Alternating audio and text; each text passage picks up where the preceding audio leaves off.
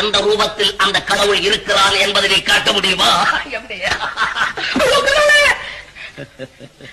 ஏன் வலிக்கிறதா? அடிப்பட்ட வலிக்கிறதா? அந்த வலி எப்படி இருக்கிறது, அது எந்த ரூபத்தில் இருக்கிறது என்பதை காண்பிக்க முடியுமா? பைத்தியக்காரனா இருக்கிறான். அவஸ்தப்படுற துன்பத்திற்கும் அனுபவிக்கிற இன்பத்திற்கும் உருவம் ஏது? அதுபோல்தான் சகல ஜீவராசிகளுக்கும் இன்ப துன்ப உணர்ச்சிகளை தந்து உருவமில்லாமல் ஒளிந்து விளையாடுகிறான் கடவுள். கடவுளுக்கு கூட விளையாட்டு புத்தி இருக்குதா? அந்த கடவுள் காட்டும் பேரின்பத்தை மறந்து கயல்வெளியார் காட்டும் சிற்றின்பத்தில் உன் சிந்தையை சிதறவிடாது.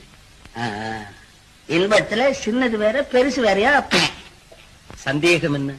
அழியும் உடலோடு இரண்டர கலந்து அத்துடன் அழியும் அற்ப இன்பம் தான் சிற்றின்பம். ஆதியந்தம் இல்லாத இறைவனுடன் இரண்டர கலந்து அழிவே இல்லாத நிலையை அடையும் இன்பம் தான் பேரின்பம். அது உடலுக்கு சொந்தம், இது உள்ளத்திற்கு சொந்தம். பாவம், பசி வந்துருச்சு இல்ல, வேதாந்தமா பொழிகிறது. ஆம், பற்றற்ற துறவிக்கு யோக பசி, பயனற்ற பிறவிக்கு மோகப்பசி. நானா பயனற்றவன்? பைத்தியக்கார. மனித உள்ளம் படைத்த ஒவ்வொருவனுக்கும் சிற்றின்ப விருந்திற்கேற்ற சிறந்த அழகி தேவை. அடிக்கும் ஆளாத மதம் கொண்ட யானைக்கு கூட விவேகம் என்னும் அங்குசம் தேவை. மதம் கொண்ட